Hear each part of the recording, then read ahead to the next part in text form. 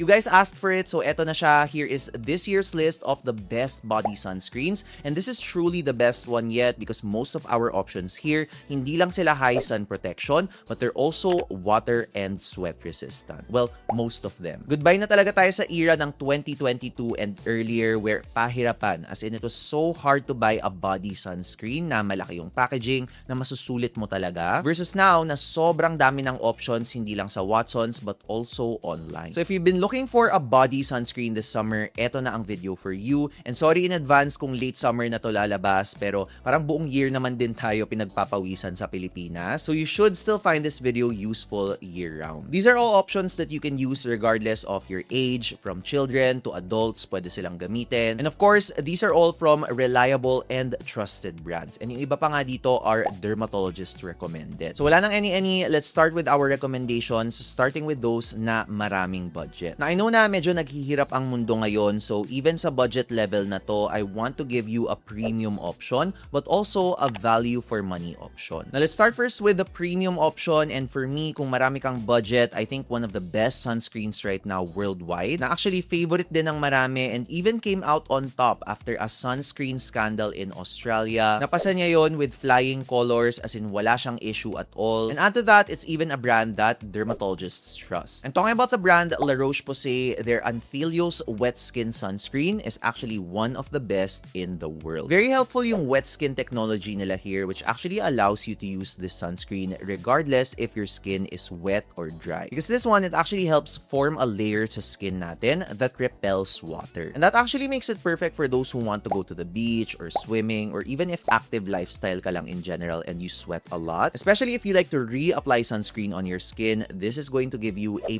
protection and A+ water resistance. Like I always mention with European or specifically French pharmacy sunscreens, though dahil medyo magkaiba yung climate sa kanila versus sa Southeast Asian climate natin, this is more on the hydrating, lotiony side. So if you're going to apply this in the Philippine climate, parang magiging 2-in-1 body lotion and sunscreen mo na talaga siya. Kasi kapag pinatungan mo pa, baka medyo mabigat na. Usually naman though, yung mga naglo-lotion sa atin or naging habit na sa kanila yon are those with skin sensitivities. And honestly, it's still a match because La Roche-Posay formulations, they're very sensitive to sensitive skin. Kumbaga, they formulate with sensitive and irritated skin in mind, so perfect na perfect pa rin. Ang hindi lang talaga masyadong perfect is the premium price point of this, because for 200 ml, this is at around 2,800 pesos. And let's be real here, that's already the cost of a skincare routine for maybe 2 or more people. So if you have a high budget but not high enough to splurge on your sunscreen, I think the best value option sa budget level na to is going to be this Japanese sunscreen. I've already mentioned this before actually. This one is the Omi Verdio UV Moisture Gel. As in, for less than half the price nito ni La Roche-Posay, you already get a sensitive skin-friendly sunscreen na you can use on yourself, your kids, and water-resistant na rin siya.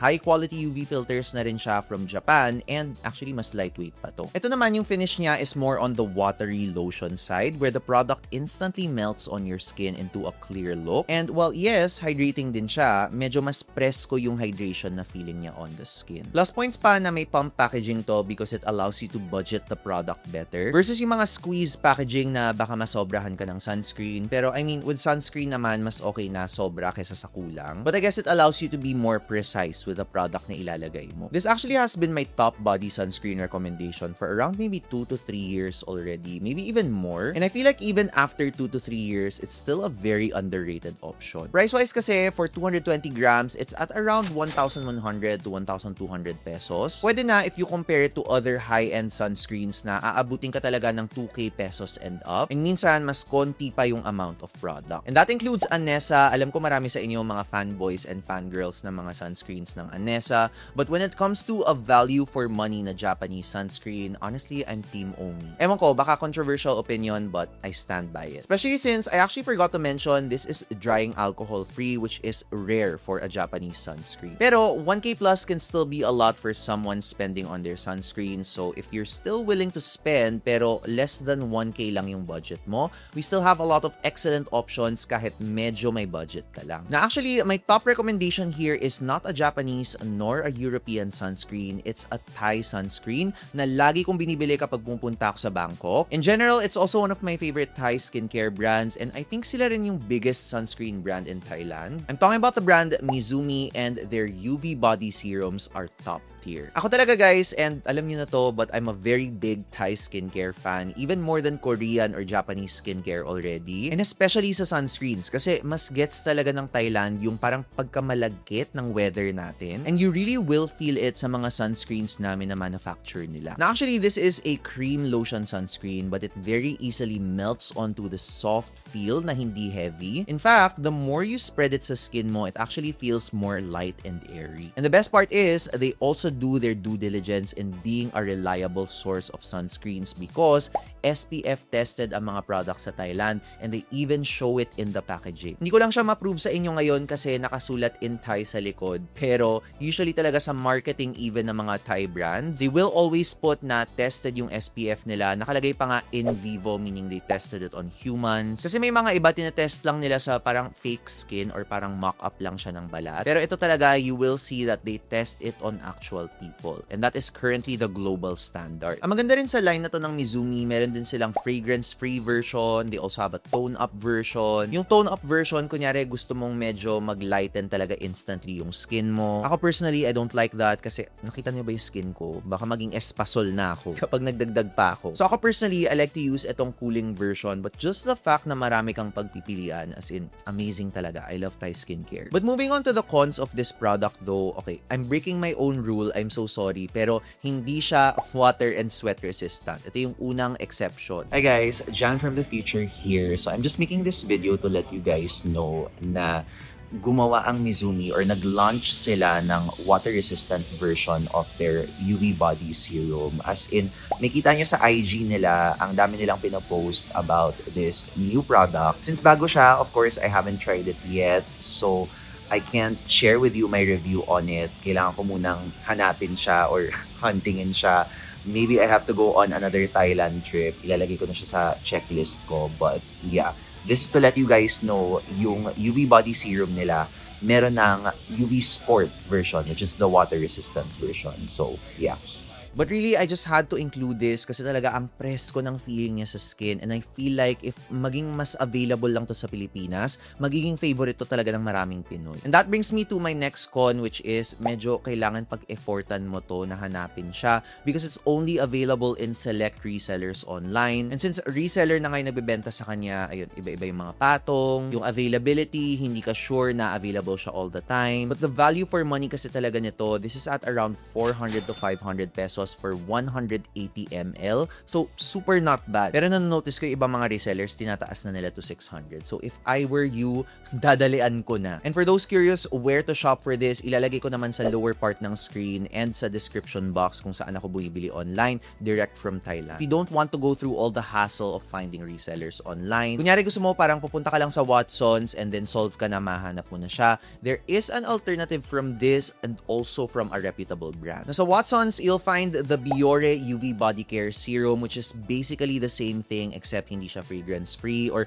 wala siyang fragrance-free na option. But this one has Biore's water resistance technology, and you also get to choose from a cooling variant and a brightening na variant. Yun yung may kita ninyong color pink. I would say yun din yung equivalent nung parang tone up nila kasi nga brightening siya. Then itong color blue nila is similar to itong kay Mizumi. Actually, medyo similar yung packaging nila. Ewan ko kung sino gumaya kanina. Ang duda ko is si Biore ang nauna and then ginaya siya ni Mizumi. But honestly guys, as a consumer medyo I really don't mind because it's more options for us. Especially since pareho naman silang reputable na brand. Just some more differences though, itong body care serum ni Biore, wala sila nung parang fragrance-free na option for sensitive skin. And speaking of sensitive skin, itong kay Mizumi is actually not alcohol-based while this one from Biore is alcohol-based. Na hindi naman masama ang alcohol-based, it actually makes the product more lightweight and easily spreadable on the skin, but that just means na naturally, since ang alcohol medyo drying siya, you have to be more careful if your body is prone to sensitivity and dryness. Pero kung normal or oily yung skin mo like me, then wala kang aalahanin. Now on my body, I really like how this is just as lightweight and easy to blend. Actually, more of watery lotion consistency siya like other Japanese sunscreen. So mas watery, presko talaga yung feeling niya on the skin rather than airy, especially since I got itong cooling variant.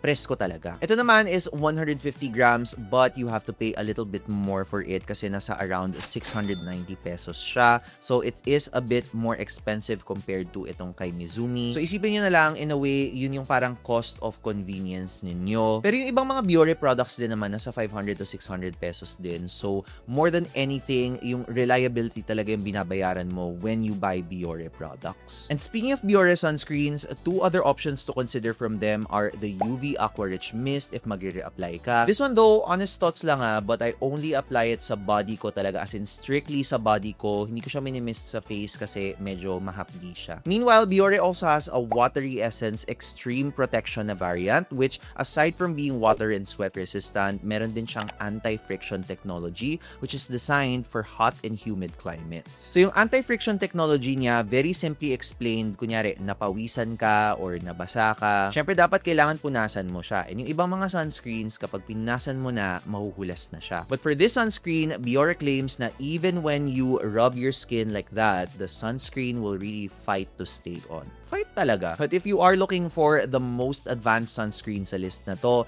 the Aqua Rich Extreme might be the option for you. Para siyang yung kay La Roche-Posay na may additional technology sila. But also, medyo mas mataas lang din ata yung price point nito if I'm not mistaken. Actually, sorry, after double checking, parang ka-price lang pala niya itong Aqua Rich Watery Essence na Jumbo. Itong 85 grams, these are both 655 pesos. But I guess you would still consider this na medyo mas mahal na option because for the same price, you get less product dito sa Extreme Protection. So I guess you're paying for the technology talaga. Now, just another honorable mention sa list na to, but if you want a sunscreen for everyday use and hindi mo kailangan ng water resistant or sweat resistant, and also if medyo sensitive or irritation prone yung skin mo, gusto mo ng konting soothing properties instead of yung mga iba sa listahan natin na parang may mga cooling effect. I also do want to add sa list na to yung sunscreen na currently ginagamit ko in my body care routine for summer, which is the Reihaku Hatomugi UV Lotion. Now this one actually na-mention ko na siya sa summer body care routine video ko, and kung for everyday lang talaga, as in kunyari for school, for office, as in indoors naman kayo or babad naman kayo sa aircon the entire day,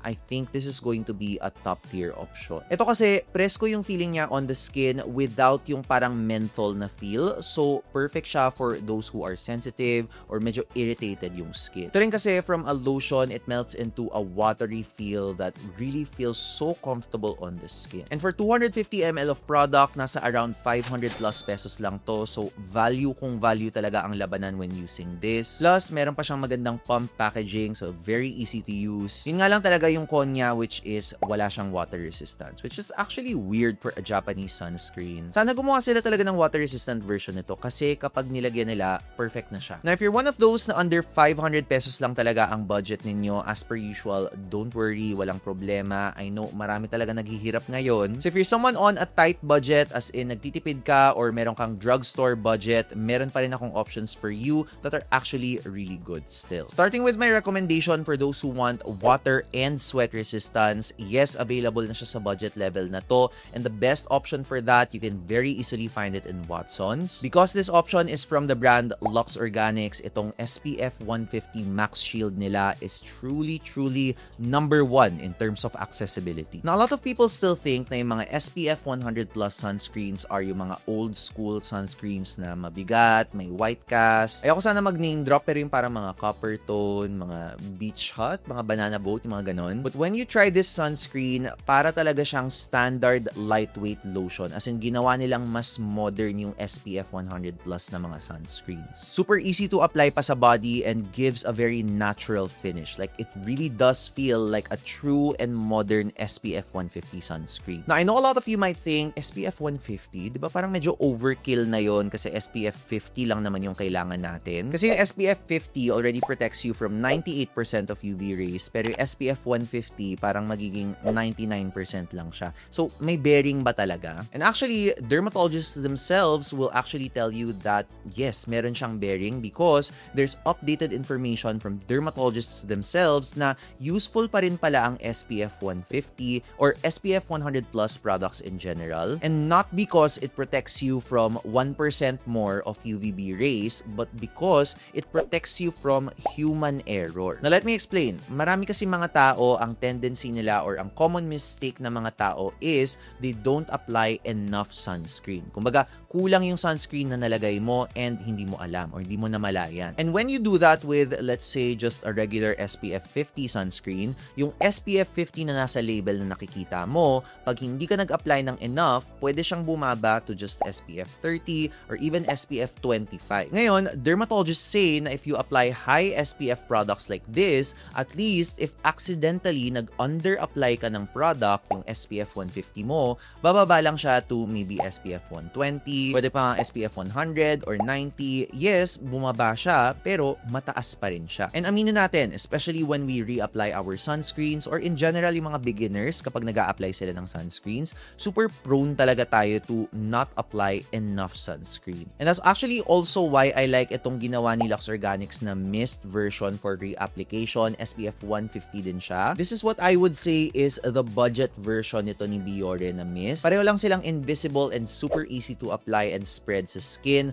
Water and sweat resistant din to. Actually, parang mas ginagamit ko pa nga itong si mist kaysa itong kay Biore because kung papakinggan nyo, parang halos wala na siyang laman. Ito nga lang though, medyo mas mahal siya by a little bit compared dito sa lotion na version. If I'm not mistaken, itong si mist is nasa 400 plus pero itong si lotion nasa mga 300 plus lang. But nonetheless, both are under 500 plus pesos and are excellent drugstore options. Now, my next recommendation is for those who are using either yung Quick FX Vita sunscreen or yung Vaseline Glutathione na both ni-recommend ko before. Okay pa rin naman ang mga options to, but I'm actually very surprised to say there is a product that combined both of these and turned them into a more superior product. As in, they turned it into something better. This one is actually a newer release from this brand and hindi ko siya in-expect because it's coming from the brand Nivea. Itong bago nilang Extra Bright Super C Plus Body Serum, this came out of nowhere. So sobrang nagulat talaga ako. And after using this consistently, I've really been liking it. Ito kasi guys, when you dispense it, lotion siya at first, but when you spread it onto your skin, mafe-feel mo na yung parang burst of hydration as it melts to somewhat like a gel serum feel. Super comfortable yung feeling and finish on your skin. Medyo shiny siya at first pero nawawala rin naman after a few minutes. So essentially, kinuha niya yung lotion feel ni Quick FX and the fact na sulit lang din yung price nito. This is 428 pesos for 170 ml. So around the same. Meron din tong extra vitamin C as you can see sa label, ine-emphasize pa niya. But at the same time, kinuha rin niya kay Vaseline Glutathione, well, yung squeeze bottle, first things first. Same packaging sila but also yung watery and hydrating feel niya. Itong Vaseline Glutathione kasi may pagka-gel type siya. So some people might find it a bit sticky at first pero ito talaga as you apply it on your skin, madulas yung feels niya. But just like Quick FX and Vaseline, yung con lang talaga nito is hindi rin siya water resistant. Again, sorry, I broke my rule. Meron din naman akong water resistant option kay Lux Organics. I really just wanted to talk about this sunscreen kasi okay siya. We were really so close to finding the perfect sunscreen. But I think good enough for those who are looking for an everyday sunscreen. Hindi naman kailangan ng water or sweat resistant. And at least, diba, medyo dumadami na rin yung options natin for this kind of big sunscreen. But if you're looking for the absolute most budget-friendly sunscreen, as in, against all odds talaga, sabihin natin, 200 pesos lang ang kaya mong gastusin for a body sunscreen. In fairness, sa ngayong panahon, meron ka pa ring option na mahanap easily sa Watsons. In fairness dito sa body sunscreen ni Koji-san, itong SPF 69 body sunscreen nila for 199 pesos. This is a water-resistant sunscreen that also uses advanced UV filters. Na usually, nakikita mo lang sa mga Korean or Japanese sunscreens and it gives you high-quality protection. And this is available everywhere. As in, hindi lang sa Watsons, sa mga department stores, sa mga supermarkets. Pati nga sa 7-Eleven, nakita ko na to eh. But I will be honest with you though, for 199 pesos, syempre, meron siyang catch or parang meron siyang con. Okay yung price niya and then okay din yung quality ng sun protection niya, but I think ang na-affect talaga is more on the texture of the product. Ito kasi, it's a bit of a mid-weight lotion na nagbe-blend naman, yes, but it does take a bit more time and effort para mag-blend siya. Na in my experience, hindi naman siya yung parang OA na magkaka-white cast ka na malala all day sa body mo. Medyo kailangan mo lang talagang effortan siya. Kasi hindi siya basta-bastang nabe-blend. Hindi rin naman to kasi mineral sunscreen. So, one way or another, it will continue to blend on your skin. Basta kailangan mo lang talagang tuloy-tuloyin. But again, at 200 pesos, meron ka rin talagang isa-sacrifice, 'di ba? And for me, honestly, pwede na kung konti lang talaga yung budget ko, give ko na kay Koji-san. Especially if I were to compare itong Koji-san to also the very available and very high SPF na Derm Plus. Mura lang din naman yon, but if I were to choose from the both of them, I would still choose Koji. Aside from the fact na this is available everywhere, it's even available online. So if sigurista ka, ayaw mo nang pumunta sa drugstore, sa department store, or sa 7-Eleven para lang i-check siya, you can just always order it online para wala ka nang iniisip. Ilalagay naman namin yung mga links ng lahat ng products in this video on the lower part of your screen as well as the description box. And if you're also looking for a face sunscreen for this summer to pair with your body sunscreen, I also made a separate video on that as well. Puro face sunscreens naman, as well as my full body care routine sa summer for both daytime and nighttime kung curious ka kung paano ba sinasabay yung mga sunscreens sa isang body care routine. So ilalagay ko na lang sila dito for you guys to watch, and as always, thank you so much for watching and I will see you in the next video. Bye!